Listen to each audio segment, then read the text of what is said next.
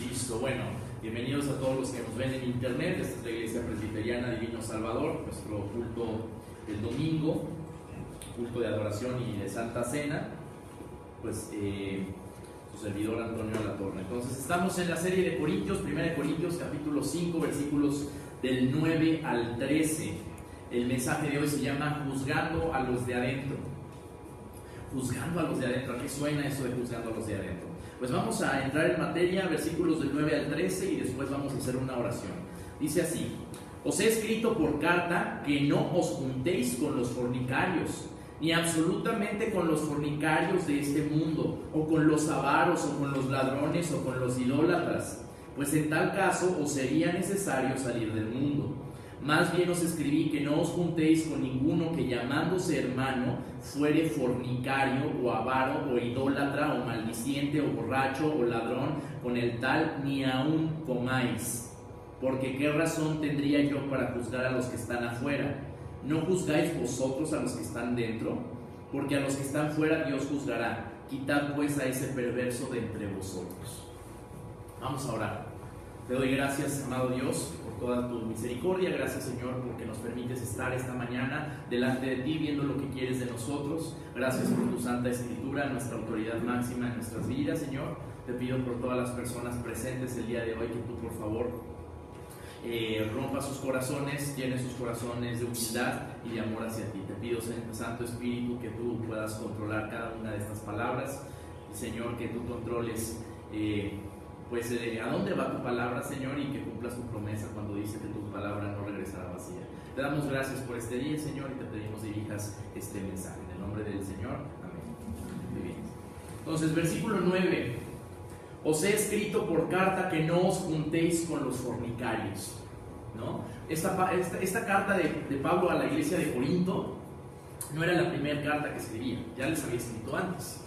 Les había escrito que no se juntaran con los fornicarios. ¿Quiénes son los fornicarios? ¿Quiénes son los fornicarios? ¿Alguien quiere dar alguna opinión en voz alta para que se escuche en la transmisión? ¿Quiénes serían los fornicarios en la iglesia de Corinto, en la zona griega, y actualmente quiénes son los fornicarios? Es una palabra para englobar cualquier tipo de depravación sexual, ¿no? Cualquier tipo de depravación sexual es fornicación, ¿no? Relaciones sexuales fuera del matrimonio, cosas que se hacen en un noviazgo que realmente están reservadas por Dios para el matrimonio, cualquier clase de vista o adicción a la pornografía, masturbación, todo eso es fornicación. La diferencia es que, un cristiano muchas veces cae en esto. Un cristiano muchas veces peca y cae en esto, pero las personas que son fornicarias se dedican a esto. O sea, si tú vas y sales a la calle y hablas con alguien y vas a escuelas y vas a universidades donde todos son jóvenes, ¿no? Y tú les empiezas a decir eso, se van a reír de ti, pero se van a partir de la risa. ¿Por qué? Porque todos lo hacen, están ahogados de esta sociedad y de estas cochinadas, están ahogados que no pueden ver lo muy despreciables que son delante de Dios por eso que hacen. Es la palabra de Dios en Salmos, ¿verdad? Si han escuchado en alguna iglesia evangélica que te dicen que Dios te ama muchísimo y así empiezan predicando, mienten, porque Salmos claramente dice que Dios no es un Dios que se complace en la maldad. El impío no habitará junto a Él, porque es un Dios 3 veces santo, por lo que nos dice Isaías capítulo 3. Él no puede ni de broma estar cerca de la maldad, ¿no? Entonces, pero para empezar dice: os he escrito por carta que no os juntéis con los fornicarios. O sea, Pablo va a tocar muchos temas en estos versículos, pero de antemano él establece, o sea, yo ya les avisé que a los de afuera, o sea, no pueden tener comunión con los de afuera, no se junten. Eso no significa que no saludes a uno, eso no significa que no los ames, no significa que no eres por ellos, no significa que no les ayudes, que no les des de comer si lo necesitan. No significa eso. Significa que no vayas a los mismos lugares a donde van, que no emprendas cosas, relaciones personales, noviazgos, amistades profundas con ellos. ¿Por qué? Porque ellos piensan diferente, porque para ellos lo más importante son ellos mismos. Y si tú eres cristiano, lo más importante no son ellos mismos ni tú mismo, sino la gloria de Cristo. Eso es lo más importante para un hijo de Dios verdadero. Entonces dice la palabra de Dios: ¿cómo van a andar dos juntos si no están de acuerdo? Bueno, entonces Y vamos a ver algo de escritura al respecto. Segunda de Corintios 6, del 14 al 18, dice: no os unáis en yugo desigual con los incrédulos, porque qué compañerismo tiene la justicia con la injusticia, y qué comunión la luz con las tinieblas, y qué concordia Cristo con Belial, o qué parte el creyente con el incrédulo, ¿no? Hoy en día, ¿verdad? Ya en las iglesias evangélicas, para que no se vaya la gente, le dicen a los jóvenes que pueden andar verdaderamente con jóvenes de otras iglesias, ¿no? El típico evangeligar, ¿no? Yo quiero andar si yo soy joven, yo quiero andar con una chava que no es cristiana, entonces empiezo a inventarme todas las teorías posibles para justificar mi pecado, y Dios te dice: no hagas eso. Hoy en día debemos entender que la iglesia se está prostituyendo. La iglesia es la esposa de Cristo. Cuando las personas de la iglesia empiezan a salir fuera de la iglesia, a convivir y a estar haciendo lo mismo que hacen los impíos, se están casando con el mundo y están dejando la cama, el lecho con Cristo, están dejando la intimidad y la comunión para salir a hacer cosas sucias. Imagínate la iglesia saliendo de su casa, dejando a Cristo su marido en casa y saliendo a buscar, ¿no? Otras cosas, otros hombres en ese símbolo, ¿verdad? Que satisfagan lo que no quieren que Cristo satisfaga. La intimidad sexual entre Cristo y la iglesia habla de una comunión profunda y espiritual entre el hombre que está en la iglesia y el Espíritu Santo, ¿no? Entonces, nosotros no podemos tener ese tipo de nexos. Otra vez, voy a resumirlo. Yo en el trabajo pues tengo muchas personas conocidas, casi todos son jesuitas, sacerdotes jesuitas. Yo trabajo de profesor pues en un colegio jesuita. Conozco amigos de toda la vida, amigos, ¿no? Compañeros de universidad, gente de muchos lados, y pues también trato yo de enseñarle el evangelio a todas las personas a las que conozco, ¿no? Siempre trato de hacerlo. Pero ¿de qué estamos hablando aquí? ¿Qué cosas yo puedo hacer y qué cosas no puedo hacer? Yo puedo, si alguien me habla y necesita mi ayuda, yo puedo ir con esa persona y ayudarle. Oye, el pollo se me descompuso, yo voy por ti. Oye, no tengo que comer, yo ahí te llevo una despensa, espérame. Oye, no tengo ropa, que yo te doy una ropa. Oye, necesito pues ayuda, necesito que me indiques cómo hacer algo, ¿no? Dame unas clases, dame una asesoría de esto. Te ayudo, sin ningún problema. Necesito que ores, te ayudo a orar también. Sin embargo, yo no me puedo ir al antro con él. Yo no puedo empezar un negocio con él. ¿Se dan cuenta? Yo no puedo empezar una relación de noviazgo con una mujer así. Yo no puedo casarme menos con una mujer así. Yo no puedo compartir. ¿Por qué yo no puedo hacer eso? Porque la mayor fuente de mis alegrías y de mis sueños y aspiraciones como cristiano es que el nombre de Cristo sea glorificado. Y en cambio, ¿cómo voy a compartir eso con alguien cuyas mayores aspiraciones son glorificar su propio nombre? No se puede. Sería yo idólatra, sería yo fornicario, dejaría de serle fiel a Dios. Entonces es una actitud de amor a los fornicarios del mundo, porque de esa manera ellos se pueden convertir, pero no es nunca es una actitud de condescendencia.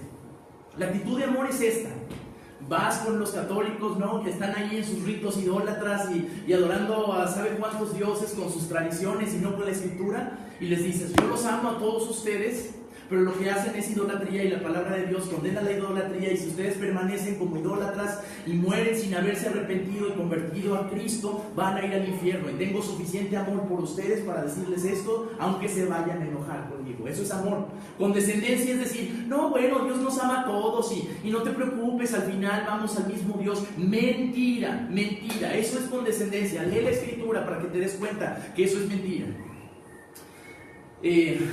Versículo 16 de 2 de Corintios 6.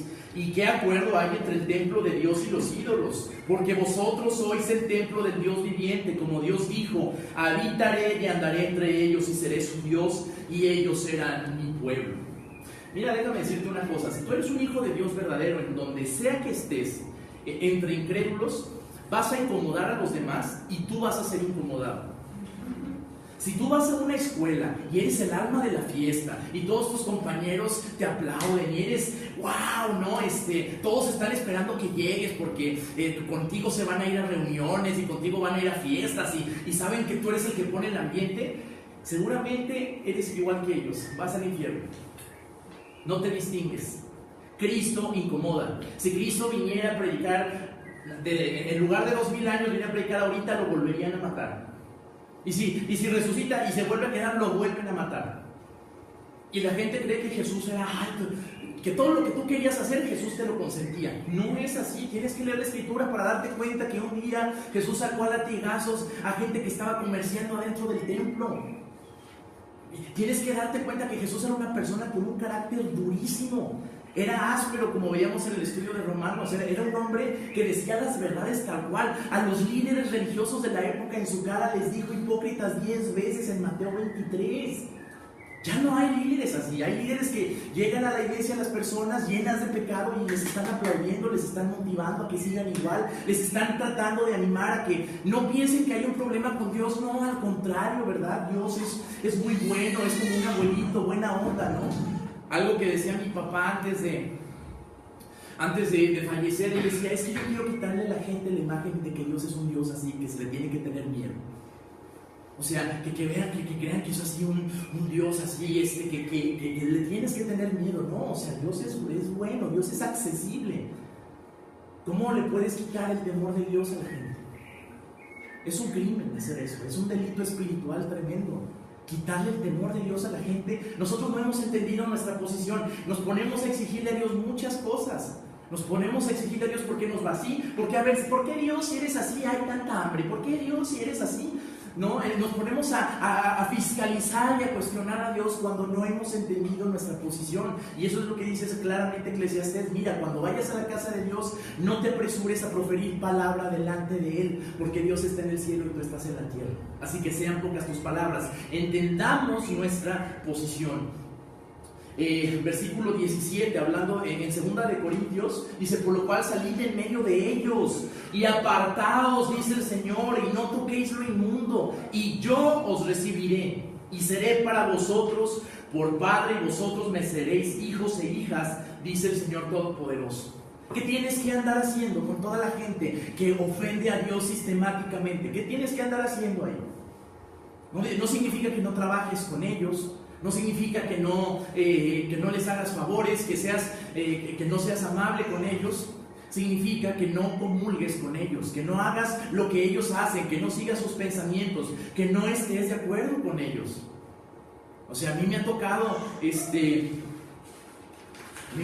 pues estar cerca de católicos y cada vez que hacen su misa y me han preguntado, ¿no? Pues ¿tú eres cristiano? Sí. Y dice, ¿y tú? Me preguntaba un jesuita, ¿y tú odias a los católicos? No, para nada. Le dije, yo soy de los protestantes que no creen que todos los católicos sean del diablo. Le dije, yo sí soy cristiano, soy un cristiano católico, porque católicos, mande,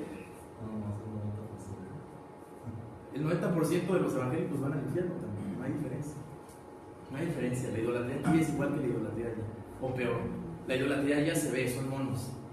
Aquí la idolatría es, te idolatras a ti mismo, idolatras tu religión, es un orgullo religioso. La mayoría de los evangélicos van al infierno, se han ido al infierno. La mayoría de los católicos también. No es por estar de un lado o del otro. Yo aquí he encontrado más doctrina que allá. Nada más. Somos igual que ellos, iguales de pecadores que ellos, y necesitan la misma compasión que necesitamos nosotros y que Dios nos ha dado. La misma. Y por eso tenemos que decirles, lo que tú haces está mal. Ellos dicen, a ver, entonces, ¿para qué fuiste creado? Bueno, yo fui creado para glorificar a Dios y para tener comunión con Dios. Para eso fui creado. Y ellos dicen, sí, claro. Y entonces, ¿cómo debes vivir la vida ahora? Entonces yo les digo, bueno, tienes que obedecer la Escritura. Y ellos, pues, con sus tradiciones como que trastabillan un poco. Pero sigo más adelante y les digo, tengo que cumplir los sacramentos, que es la Santa Comunión y es el bautizo. Y ellos dicen, sí, por supuesto. Les dije, pero la pregunta es, ¿cómo haces la comunión? Y ahí empezamos, y ahí empieza el Evangelio. Mira, la comunión es algo memorial. No es que el cuerpo de Cristo realmente al final del rito se convierta, o sea, el pan se convierta en el cuerpo de Cristo. No hay tal transubstanciación. Y mira lo que dice la Escritura: Jesucristo murió una vez y para siempre. No puedes ofrecerlo como sacrificio por los pecados cada vez que es una misa. No puedes hacer eso. Y dice la Biblia que hay aquel que crucifique 2 veces al Hijo de Dios. Es una blasfemia tremenda. Y entonces así se empieza a predicar el Evangelio. Pero tienes que mostrarle amor por ellos, esa empatía, como Cristo la ha tenido por nosotros. Ahora, vamos al versículo En 1 Corintios 6:16 dice: ¿o no sabéis que el que se une con una ramera es un cuerpo con ella? Porque dice, los dos serán una sola carne, ¿no? Tú no puedes unirte a una persona incrédula, ¿no? Las personas que tienen relaciones sexuales antes del matrimonio son una sola carne con quien se estén juntando, ¿no? Es algo espantoso eso. Hay una historia, fíjense bien, hermanos, hay una historia en Esdras capítulo 10. Aquí está toda la historia, ¿no? Pero la va a ir pasando David conforme vea que voy avanzando en la historia, pero se las voy a contar yo, ¿no?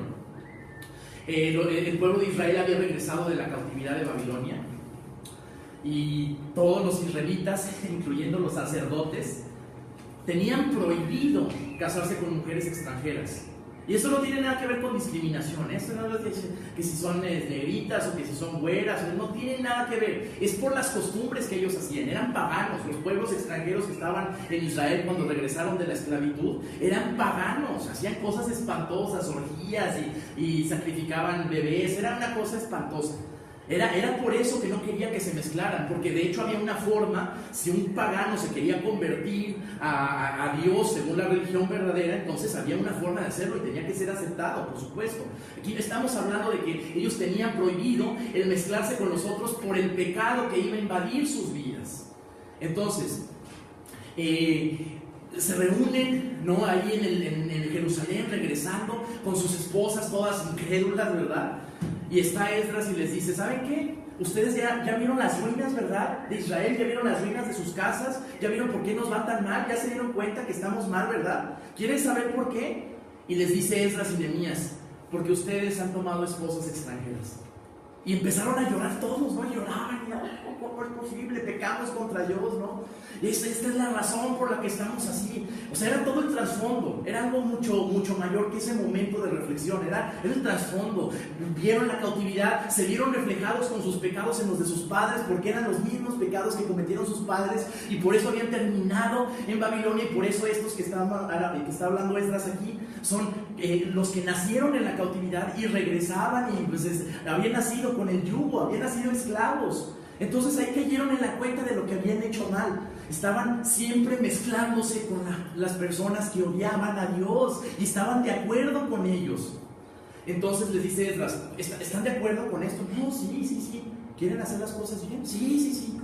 Despidan a sus esposas, sáquenlas y van a estar bien con Dios otra vez. Dice la palabra de Dios que lloraron amargamente, pero las sacaron. Y tú dices: ¿qué culpa tenían las esposas? La culpa es tuya. La culpa era de ellos. Era culpa de ellos. Esa era la culpa. A ver, hermanos, hay muchos casos donde personas se divorcian y se vuelven a casar, y Dios claramente prohíbe eso.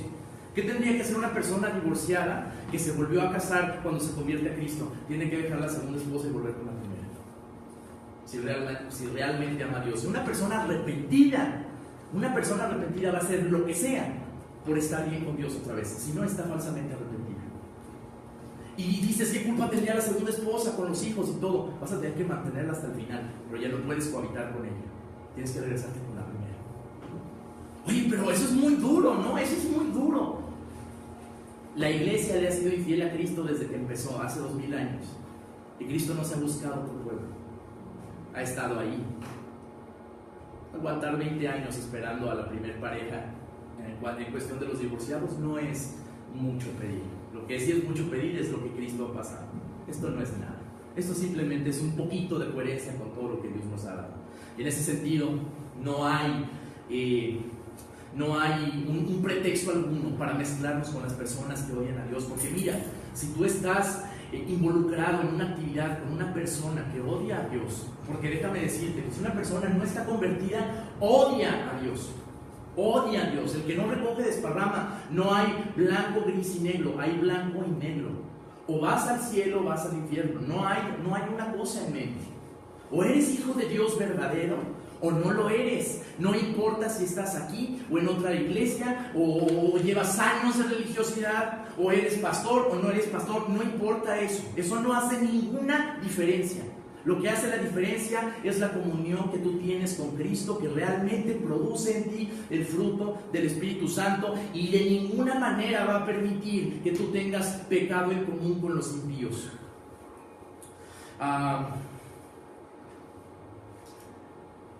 El versículo 17 de Esdras 10 dice: y terminaron el juicio de todos aquellos que habían tomado mujeres extranjeras el primero del día del mes. Y bueno, ellos despidieron a las esposas. El versículo 10 de Primera de Corintios, capítulo 5, sigue Pablo diciendo: bueno, ya les dije yo que no deben juntarse con los fornicarios del mundo en general. O sea, ya les expliqué que con los de afuera tienen que tener cuidado. O sea, no se pueden mezclar, pero tampoco los pueden abandonar. Tienen que ser fieles con ellos. O sea, esa idea que tienen los Amish y que tenían los menonitas de hacer su común afuera, eso no funciona. Porque ellos, con el pretexto de la santidad, lo cual es correcto, quieren salir, ¿no? Pero ellos tienen que aprender a vivir santos adentro de la sociedad corrupta, ¿no? ¿Cuál es el milagro de la regeneración por lo cual una persona se convierte? Bueno, el milagro, ya lo he dicho muchas veces y lo vuelvo a decir, es que Dios toma a un hombre impío y pecador y sucio de todo el mundo, lo saca del mundo, lo vuelve santo, lo vuelve a regresar al mundo santo y protege su santidad dentro de ese mundo cochino. Ese es el milagro de la regeneración. No lo saca, y por eso dice 1 Corintios 5:10, no absolutamente con los fornicarios de este mundo, o con los avaros, o con los ladrones, o con los idólatras, pues en tal caso sería necesario salir del mundo. Y Dios nos puso aquí por alguna razón, nos puso para que seamos luz, ¿no? Evidentemente, Mateo 10:16 dice: he aquí yo os envío como ovejas en medio de lobos, sed pues prudentes como serpientes y sencillos como palomas. O sea, el hecho de que estemos en el mundo es parte determinada del plan de Dios. Que estemos ahí, que brillemos y que seamos luz. Pero si tú vas a la escuela, debes entender que tu primer propósito al ir a la escuela no es estudiar y sacar buenas calificaciones, es glorificar a Cristo. Después es estudiar y sacar buenas calificaciones. Tienen que ser las dos. Tu primer propósito al ir a un trabajo nuevo o al mismo trabajo que tienes es glorificar a Cristo. El segundo propósito es hacer un trabajo honesto y digno del Señor. Y así en todos los lados a los que vayas, el propósito tiene que ser glorificar a Cristo. Estamos mandados a propósito. Juan 17:15, Jesucristo está orando por sus discípulos antes de su muerte y él le dice a Dios: no ruego que los quites del mundo, sino que los guardes del mal. El mundo está lleno de mal, pero si tú eres santo, puedes estar dentro del mundo guardado del mal, guardado del pecado. Lucas 15. En Lucas 15 vemos la historia del hijo pródigo, y debemos entender, hermanos, la actitud que tenemos que tener con la gente de afuera. La actitud es una actitud de fidelidad, como ya se las dije, y a veces nosotros, otra vez, somos muy buenos para estar criticando allá los católicos y los testigos de Jehová y los mormones, y déjame decirte que gran parte de sus doctrinas, la mayoría, son una blasfemia y un ataque doctrinal contra Cristo, ¿verdad? Pero es muy fácil estarlos criticando. Hay personas que dicen: ay Dios, mira esto, esta bola de idólatras, ¿cómo es posible? Moisés fue con Dios una vez, y cuando el pueblo de Israel había caído en gran idolatría y se estaban prostituyendo y estaban ofreciendo sus bebés a este demonio, el monito este con cuernos, ¿no? Y con los brazos así, con el fuego abajo, y los cortaban a los bebés en tiritas y la sangre escurría, y todos unos contra otros danzando y gritando y se cortaban, y se habían hecho todo un escarnio de sangre, ¿no? Y Moisés va así pero apanicado. O sea, lo que hacen los católicos no es nada comparado con esto. Llegaban a panicarse: Señor, mira lo que están haciendo, mira. Entonces le dice Dios a Moisés: no te preocupes, voy a destruirlos a todos, de ti voy a hacer un pueblo hermano. Entonces Moisés como que tiembla, ¿no? Y a Moisés le cala esto, porque Dios había prometido que iba a venir el pueblo de Abraham, no de Moisés. Entonces, si Dios destruía el pueblo y hacía uno nuevo de Moisés, él iba a estar mintiendo. Y a Moisés le molestaba mucho la idea de que la gloria y la imagen de Dios se pervirtiera. No le importaba tanto el pueblo, le importaba que Dios no quedara mal. La reputación de Dios, como a cualquier cristiano, debe importarle, ¿no? Entonces Moisés dijo: no, Señor.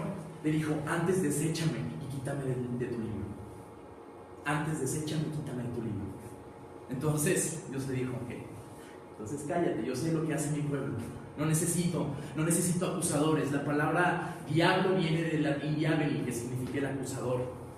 Y en Apocalipsis la Biblia se refiere al enemigo, al diablo, como diablo y Satanás, que significa acusador y adversario.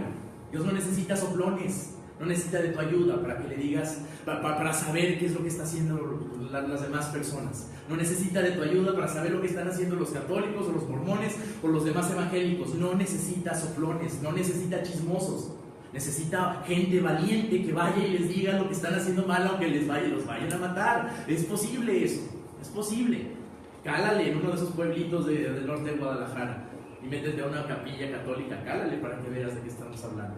Sí, hoy en día sí, hay gente ahorita torturada en Medio Oriente, en Arabia Saudita, en Irak, en Siria, en Irán, en Pakistán y en la India y en Singapur. Por eso hay gente ahorita sufriendo, hay hijos de Dios verdaderos sufriendo porque tuvieron amor por las personas, lejos de despreciarlo. Y en la parábola del hijo pródigo vemos cómo el hijo pródigo sale llevándose la herencia de su padre, va a hacer un montón de cochinadas, se lo gasta todo en prostitutas y ya él regresa, ¿no? Y el otro hijo se mantuvo, el hermano del hijo pródigo se mantuvo todo ese tiempo trabajando, haciendo lo correcto. Y dijo, oye, ¿cómo es posible que le vas a hacer fiesta a este pelafustán que estuvo gastándose todo el dinero en porquerías y ahora resulta que le haces fiesta y yo que he estado aquí? ¿Qué? ¿No? Y le dice, ya vi, tu hijo. Y le dice el padre, le dice, no, mi hijo no, tu hermano. No se te olvide que eres igual. No se te olvide que estamos todos hechos de polvo. No se te olvide que los pecados son los mismos o peores de nosotros. Y no se te olvide que lo único que hace la diferencia entre nosotros y los demás es que Dios ha tenido misericordia de nosotros porque a Él se le ha antojado. Nada más. Esa es la diferencia de un hijo de Dios y un impío. Que a Dios se le antojó darte misericordia en ese momento. Es lo único. Pero somos peores o iguales que los de afuera. Los de afuera, la manera en que Pablo les habla, les dice, fíjense bien, les dice que no se unan con fornicarios, con avaros, con idólatras, con mentirosos. Son cosas que todos los corintios estaban haciendo. O sea, no era nada más el pecado sexual. Eran idólatras, eran avaros, eran fornicarios, eran mentirosos. Era una clase de gente peor que la de afuera. O sea, a veces la iglesia es peor que la gente de afuera. A veces los pleitos entre hermanos pueden ser peores que los pleitos entre gente de afuera. Y deben entender, y sobre todo las personas que están viniendo por primera vez, que muchas veces te vas a encontrar grandes decepciones en personas que se dicen cristianas. Para vergüenza de aquellos lo digo. O sea, yo he visto eso. A mí nadie me puede contar ni me puede decir que no sé. Desde chiquito he visto eso. Hermanos tirándoles unos a otros, supuestos cristianos haciendo cosas tremendas que jamás he visto afuera. Jamás he visto ateos comportarse mejor que la mayoría de los cristianos que he conocido en mi vida. Y es una vergüenza porque se supone que tenemos a Cristo. Es una pena avergonzar así el nombre de Cristo. Ese es el verdadero problema. Versículo 11 de 1 Corintios 5. Más bien os escribí que no os juntéis con ninguno que llamándose hermano fuere fornicario o avaro o idólatra o maldiciente o borracho o ladrón, con el tal ni aún comáis. Y hay algo que quiero explicar al respecto. La gente de afuera, pues la gente de afuera está afuera, le llamamos gente de afuera porque es declaradamente no hija de Dios. O sea, al menos aquí muchos clamamos ser hijos de Dios, pero la gente de afuera no lo hace y no le importa y no pretende serlo. Y ellos viven sus vidas y a veces dices, ¿por qué les va bien en todo lo que hacen? Si están lejos de Dios, pues por eso. Porque Dios les está pagando con sueño eterno, los está adormeciendo para que en un juicio por no buscar a Dios tengan lo que ellos quieran. Y un día van a despertar y van a ver el infierno y no van a tener misericordia. Por eso es que no les pasa nada, porque no van a ver misericordia. Y ellos no les importa. Pero los que están aquí, dice, no os juntéis con ninguno que llamándose hermano. O sea, alguien que se atreva a invocar el nombre de Cristo y se porte como los de afuera es algo que no puede permitir. No se puede permitir.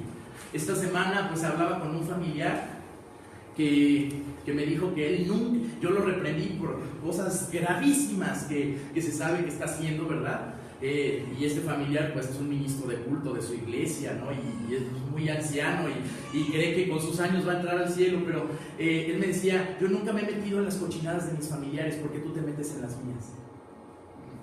El pastor de una iglesia y todavía se enojan conmigo. Y yo le dije, es que usted se atreve a invocar el nombre de mi Señor y está haciendo estas porquerías. Y yo te invito el día de hoy, De verdad te lo digo con el corazón en la mano, sabiendo que yo es algo que le pido a Dios que tampoco me permita hacer esto. No te atrevas a llamarte cristiano si vas a parecer como alguien de afuera. No te atrevas a llamarte hijo de Dios si tu comportamiento es como un hijo de Satanás. Y no te atrevas a decir que invocas el nombre de tu Señor Jesucristo y llamarle a Él Señor cuando parece que en realidad eres esclavo de Satanás. No lo hagas. Tengo un amigo que dijo, un amigo que es cristiano, y dice, yo veo como mis hermanos están haciendo cosas terribles, se dicen cristianos, nada más se la pasan en fiestas, en antros, en porquerías, y se dicen cristianos, y yo quiero hablar con ellos para decirles que si no van a ser cristianos está bien, pero que dejen de decir que son cristianos, porque no son una buena publicidad, no son un buen testimonio, y no es que nos avergüencen a nosotros, nos avergüenzan a Cristo, ese es el problema. Da igual si quieren hacer sus cochinadas, pero no lo hagan a nombre de Cristo, porque lo están haciendo a nombre de Cristo, se lo están atribuyendo a Cristo, están blasfemando. Blasfemia, blasfemos en griego es calumnia, le estás atribuyendo algo al Espíritu Santo que Él no hizo. Entonces, ¿cómo funciona? Tú pecas y ensucias el nombre de Cristo. Entonces vienen los demonios, los enemigos de Dios y dicen, mira, se supone que este tenía el Espíritu Santo, y si este tenía el Espíritu Santo, todo lo que hace está regido por el Espíritu Santo, y mira la fornicación que acaba de cometer. Entonces eso significa, según el diablo y su lógica, que esa fornicación la cometió el Espíritu Santo, por lo tanto no es santo. Esa es la lógica cuando pecas. ¿Ya se dieron cuenta en que hemos fallado? Más bien os escribí que no os juntéis con ninguno que llamándose hermano fuere fornicario, o avaro, o idólatra, o maldiciente, o borracho, o ladrón. Con el tal ni aun comáis. Y esto de ni aun comáis no significa solamente que no te eches unas tortas con él, es mucho mayor. El comer es un asunto de comunión. No tengas comunión. No dice que lo saques de la iglesia, no dice que no lo saludes, no dice que no le hables. Dice que no te juntes con él, que cuando las demás personas hablen de ti o te conozcan, no te caracterices por ir en el mismo rumbo que él va, que no te relacionen con él, que si te llegan a ver junto con él es porque tú le estás enseñando que lo que hace está mal o estás marcando la diferencia. Si no, mejor vete. Algo que siempre le digo a las personas, hay cristianos en el lugar donde yo trabajo, hay cristianos y son cristianos de la secreta. Esos no dicen que son cristianos. Y yo me he enterado así secretamente, y llegan clandestinamente a decir, no, es cristiano, qué bueno, ¿no? Así como si fuéramos un club así secreto, ¿no? Y pues yo le dije a una vez, le dije, mira, le dije, soy una maestra, y le dije, si te vas a quedar aquí, está bien. Pero si te vas a quedar aquí, quédate a marcar la diferencia, porque si vas a estar de acuerdo, mejor lárgate. Porque me da vergüenza tener dos cristianos de la secreta. Yo ni siquiera me quiero relacionar con ellos. No quiero que me asocien con ellos. Prefiero que me asocien con toda la bola de sacerdotes que dicen un montón de barrabasadas, pero estar ahí diciéndoles que es lo correcto, a que crean que todos son escondidos, que se avergüencen del Evangelio, como veíamos en Romanos. Ellos dicen, una de estas decía, no quiero que se metan con mis creencias. Híjole, ¿cómo se van a convertir si no se meten con tus creencias? ¿Cómo se van a convertir si no tienen un impacto con tu Cristo? ¿Cómo lo van a hacer? ¿De qué manera? Están salvando su trabajo solamente. Yo estoy seguro que en un trabajo así, no, yo voy a permanecer en ese trabajo tanto como Dios quiera, no como ellos quieran. Si yo predico el Evangelio duro, y miren qué he hecho, he llegado a escupir durante una misa, o sea, y me han visto todos, y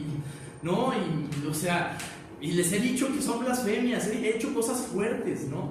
He predicado, me han dado oraciones para leer y yo las he cambiado. Una vez hubo una semana de oraciones que los jesuitas pues, nos dieron, híjole, espera, ¿es donde lo estás publicando? ¿En el Facebook?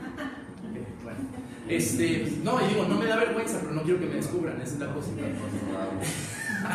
No, entonces pues, les cuento que hubo una semana donde habían que hacer oraciones al inicio de clase con el primer grupo, ¿no? Entonces me dieron una hojita y en esa hojita venía una oración hecha por el Papa y luego de Ignacio de Loyola, que es el jefe de los jesuitas o el jefe de los jesuitas, y así con una gran mezcolanza de ideas humanistas, ¿no? Entonces yo dije, yo no puedo decir esto, eso es una locura.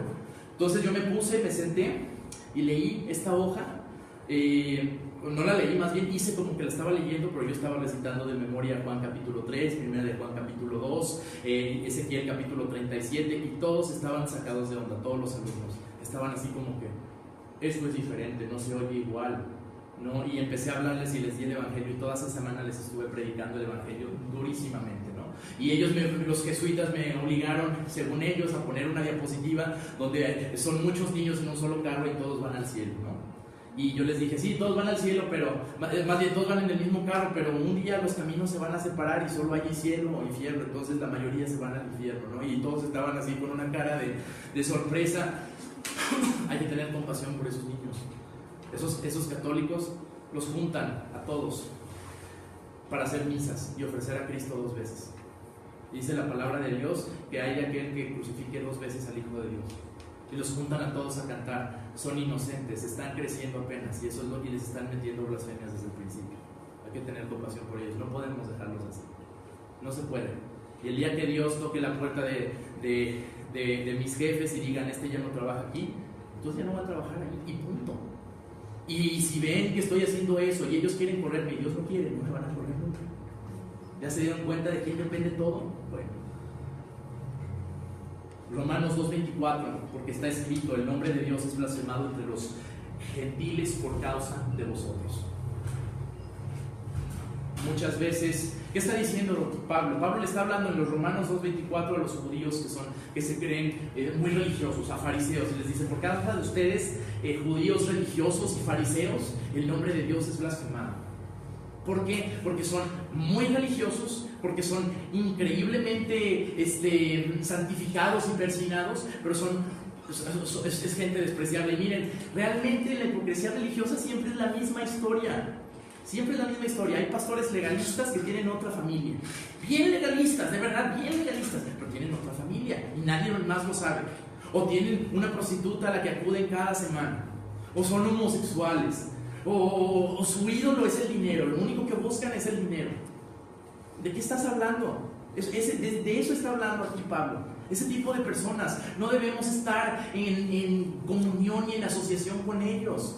Debe haber una diferencia. Cuando tú veas uno de ellos, dile, mira, puedes ir a la iglesia, más te vale ir a la iglesia, que escuches y todo eso, pero no estamos de acuerdo con lo que tú haces. Y no es de que yo me meta en tu vida, porque así me dijo este familiar esta semana, me dijo, es que te estás metiendo en mi vida, ¿no? Y en mi privacidad, me dice. Sí, claro, tú te estás metiendo con mi Señor. ¿Qué crees que me importa más? ¿Tu vida o Cristo? Sí. Tito 1:16, profesan conocer a Dios, pero con los hechos lo niegan, siendo abominables y rebeldes, reprobados en cuanto a toda buena obra. Verdaderamente, hermanos, cuando hablamos de los falsos cristianos, yo no lo hablo como psicología inversa. Para mí no es hablar de que, si yo voy a con una masa de cristianos a predicar, como vamos a hacer en unos minutos allá al Salto, y me encuentro con muchos cristianos, yo no les digo, ¿saben qué? La mayoría se van a ir al infierno, como para que pongan atención o se pongan las pilas. No les digo eso, no es psicología inversa. No es como cuando un niño que va a la escuela le dice a sus papás, vas a reprobar. Y realmente es un medio para, ponte las pilas y para que no repruebes. Realmente cuando yo digo que muchas personas o la mayoría en una iglesia se van al infierno es porque se van a ir al infierno, no es psicología inversa, de verdad estoy convencido de ello. Mateo 7 es muy claro, son muchos los que van por el camino ancho que lleva a la puerta ancha, y son pocos los que van en el camino estrecho, y son pocos los que hallan la puerta estrecha que lleva a la vida. Dice, y pocos son los que la hallan. Pocos es mucho, pocos es minoría, muchos es mayoría. Eso significa que de una masa regular de supuestos cristianos la minoría se va a salvar, la mayoría se va a perder.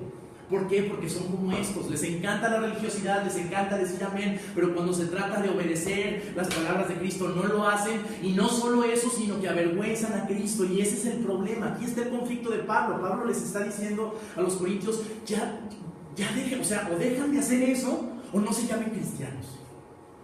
O dejan de hacerlo o no se digan cristianos, por favor. No importa que te ofendas, debemos entender que no importamos nosotros. Todos los que estamos aquí estamos hechos de polvo.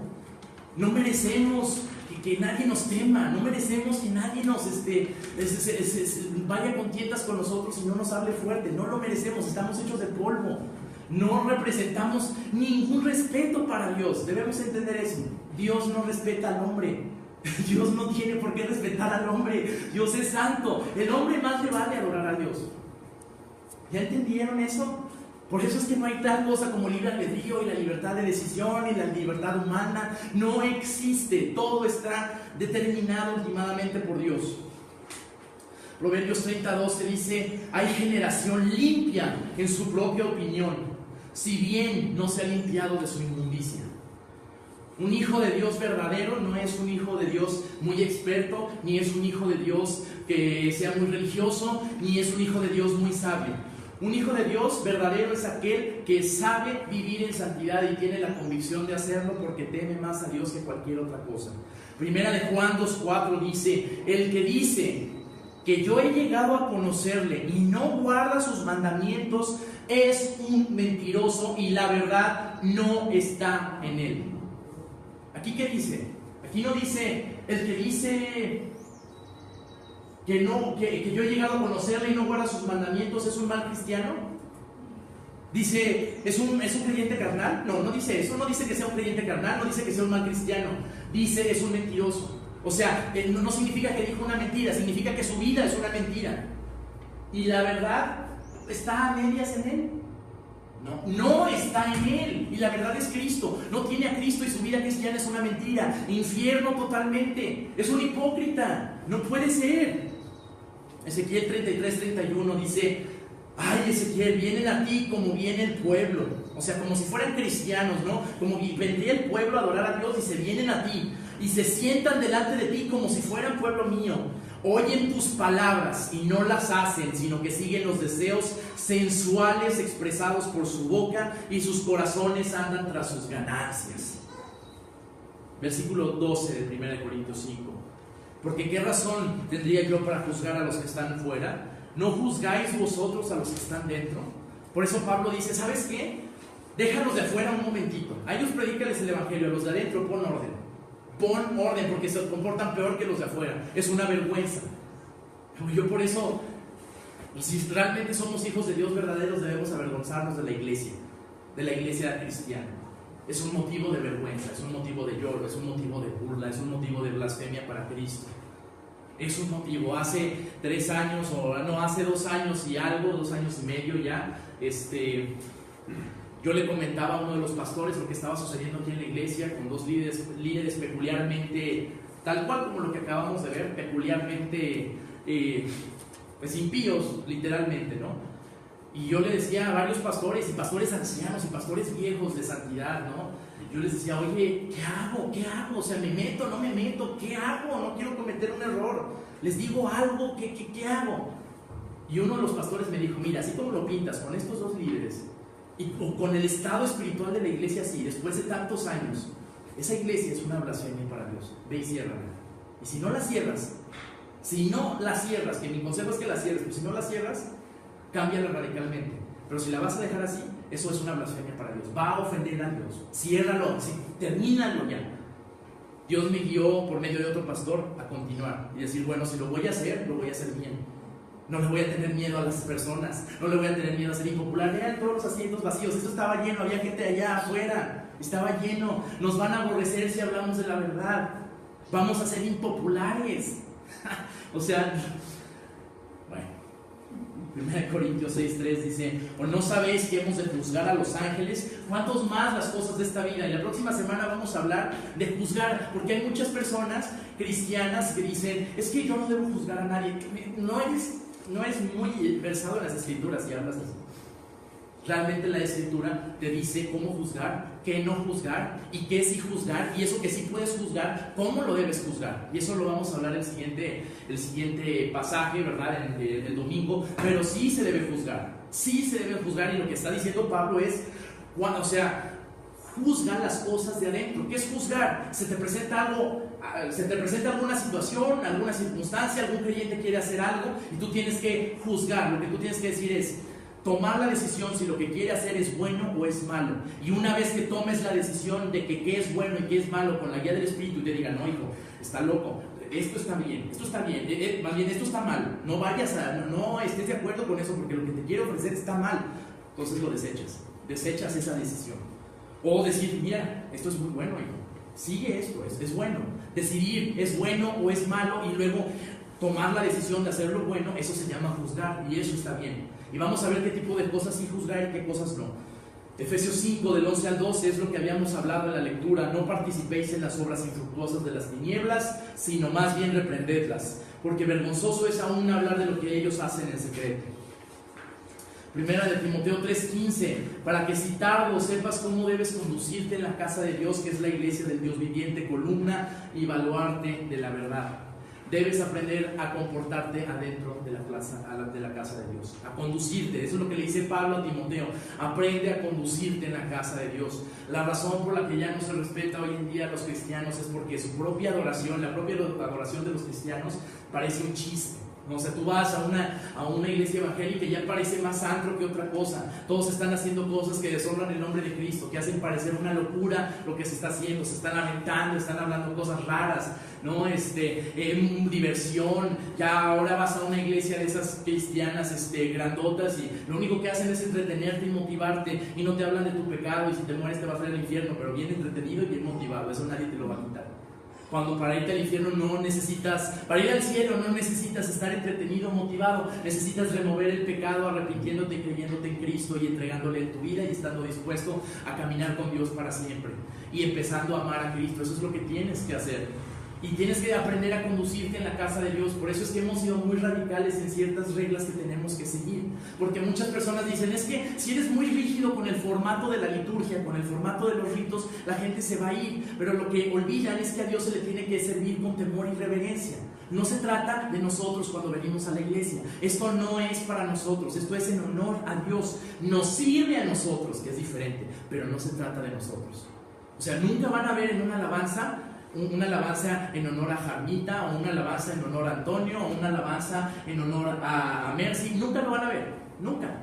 Porque no es para no se trata de nosotros, no es nuestra exaltación. No somos nosotros los que importamos y no somos nosotros los que tenemos que ser motivados. Lo que venimos a hacer aquí es adorar el nombre de Cristo, hacerlo de la mejor manera, en completa santidad, evitar a toda costa ofenderlo. Y al salir de ese rito, nosotros vamos a ser completamente edificados. O sea, el hacer las cosas bien para Dios, tomándolo a Él en cuenta, nos va a traer a nosotros un beneficio porque estamos hechos para tener comunión y para adorar a Dios. Entonces vamos a estar completos si lo adoramos como debemos hacerlo. Versículo 13, 1 Corintios 5, porque a los que están fuera Dios juzgará. Quitad pues a ese perverso de entre vosotros. ¿Y qué está haciendo? ¿Qué está diciendo Pablo? Pablo está diciendo que lo quiten, que no lo quiten, que lo saquen de la iglesia, que lo corran, que lo dejen ahí. Vamos a ver algunos antecedentes para finalizar sobre esto. Génesis 17:14 dice: mas el varón incircunciso que no es circuncidado en la carne de su prepucio, esa persona será cortada de entre su pueblo. Ha quebrantado mi pacto, ¿no? Entonces, cuando aplicaba eso de la circuncisión, una persona que no obedecía a ese mandamiento había quebrantado el pacto y tenía que ser quitado de entre ellos. Levítico 7 del 20 al 21 dice: pero la persona que coma la carne del sacrificio de las ofrendas de paz que pertenecen al Señor, estando inmunda, esa persona será cortada de entre su pueblo. Y cortado significa enjuiciado. Números 9:13 dice: pero si alguno que está limpio y no anda de viaje deja de celebrar la Pascua, que hoy en día es la cena del Señor, esa persona será cortada de entre su pueblo, porque no presentó la ofrenda del Señor a su tiempo señalado. Ese hombre llevará su pecado. Es un mandamiento, no una sugerencia, tomar la cena del Señor, que es la nueva Pascua, todos los domingos en la mañana. Es un mandamiento, no es una sugerencia, no es una petición, y no es de que ando muy bien y me siento bien, la tomo, ando muy mal, no la tomo. Es tu obligación hacer lo que sea necesario en la semana y no tener problemas con nadie, vivir en santidad, saliendo del domingo pasado hasta el que vuelvas a venir el domingo para tomar la cena, porque en esa época lo que era equivalente es la Pascua, cuando alguien no la tomaba y no andaba de viaje, que podía poner ese pretexto, si estaba y no la tomaba, lo sacaba. Porque es una manera de ligar a las personas a la santidad. Levítico 23:29: si alguna persona no se humilla en ese mismo día, será cortado de su pueblo. Era una manera de disciplinar al pueblo de Dios. Si alguien ese mismo día de la Pascua no se humillaba, lo tenían que sacar. Ahora, esa Pascua se hacía una vez al año. Semana de Pascua, ahora se hace cada domingo. Entonces corremos el riesgo de tener la iglesia vacía. Pero ahora sí, literalmente. ¿Se dan cuenta? Lo que quiero decir es que tengamos mucho cuidado con la importancia que le damos a las cosas de Dios. No es que exista un área espiritual en tu vida y luego haya un área laboral y luego haya una área escolar. Todas las áreas de tu vida son espirituales. Todas. En todas es preeminente Cristo. En todas es lo más importante. En todas Él tiene que mandar, porque Él es el Señor. Y una persona que vive fuera de su señorío vive rebelde, está en rebeldía. Va a huir toda la vida. Porque ha estado muerto toda la vida. Y dice la palabra de Dios: huye el impío sin que nadie lo persiga. Una persona que no tiene a Dios, que no tiene la piedad, va a huir toda la vida. Y si bien va a encontrar reposo temporal en algunos lugares, y eso lo va a distraer de su miseria, va a estar vacío toda la vida. Y lo más lamentable es que las personas que se dicen ser hijas de Dios vivan como ellos, teniendo la posibilidad de obedecer a Cristo y el privilegio de obedecer a Cristo. Hay que tener mucho celo por las cosas de Dios, muchísimo celo. Nadie de tu familia que te esté a tu cargo, viviendo bajo tu techo, bajo tus reglas, tiene por qué blasfemar el nombre de Dios. Y alguien de tu familia, aunque no esté a tu cargo, si blasfema el nombre de Dios, tienes que reprenderlo. Aunque Él te va a decir que te estás metiendo en su vida, Él te va a decir que lo estás ofendiendo, que lo estás agrediendo. Ok, entonces no digas que eres cristiano. Yo no me voy a meter más, no digas que eres cristiano, porque avergüenzas a Cristo. Voy a cerrar con esta anécdota. Tengo un amigo que es el pastor Carlos, ¿verdad? Espero que venga pronto. Ya fui a predicar a su iglesia hace unas semanas. Carlos pues ha estado pasando algunas situaciones difíciles con su familia. Es un hombre que ama a su familia, es un hombre que ama a sus hijos.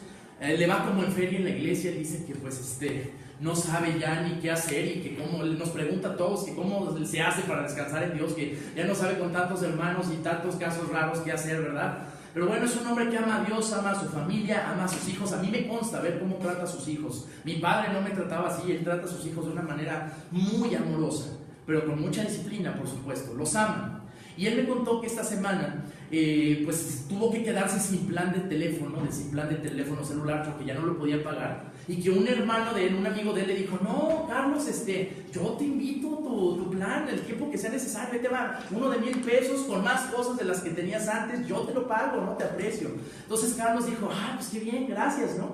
Y Carlos estaba contando esa anécdota con los hermanos de la iglesia en un restaurante, y entre ellos estaba su hijo, el hijo de Carlos. El hijo de Carlos tiene cerca de entre 17 y 18 años. Es un hijo de pastor. O sea, muy pocos saben lo que significa ser un hijo de pastor. No saben lo que se siente. Yo sé lo que se siente. Puede llegar a ser horrible si el pastor no es un pastor de Cristo verdadero. Pero bueno, este hijo de Carlos se levanta delante de todos los hermanos cuando su papá estaba contando esto, y le dice: oye papá, le dice, se quiso hacer el graciosito: oye papá, más amigos como esos, ¿no? Y se paró Carlos muy seriamente y le dijo: no, hijo, todas las cosas que tenemos, buenas o malas, toda la provisión y la bendición de Dios viene de Dios, no de nadie más. Y su hijo se puso serio y dejó la broma y le dijo: pues yo no creo. Y entonces el pastor se le acercó, agarró su mano y le volteó la cara y le dijo: si tú no crees que todas las cosas que tú tienes son de Dios, llegando a la casa te largas. ¿Ya se dieron cuenta? El celo de tu casa me consume. ¿Ya se dieron cuenta? Un hijo de Dios se le parte el corazón. Su corazón se enciende en llamas cuando tocan a su Señor. No es cobarde para defenderlo. Hay unos que defienden más al mundo, que ofende a Dios, que a Dios ofendido por el mundo. No te preocupes que se ofendan. Ellos han ofendido a Dios toda la vida. No te preocupes que se ofendan. Vamos a orar. Amado Dios, te damos gracias por este día. Gracias, Señor, por toda tu misericordia. Pedimos por nuestros familiares, pedimos por nuestros amigos, por aquellos especialmente que se dicen cristianos y no lo son. Pedimos por tu misericordia para ellos, porque tu juicio va a ser severo. Señor, que se arrepientan antes de que se den cuenta de ese juicio, Señor. Te pido también por todos los cristianos que en todos lados, Señor, invocan tu nombre y son un motivo de vergüenza, Señor. Por favor, detén eso, Señor. No nos permitas estar blasfemando tu nombre y escupiendo tu nombre y al mismo tiempo estar cantando alabanzas y diciendo amén, Señor.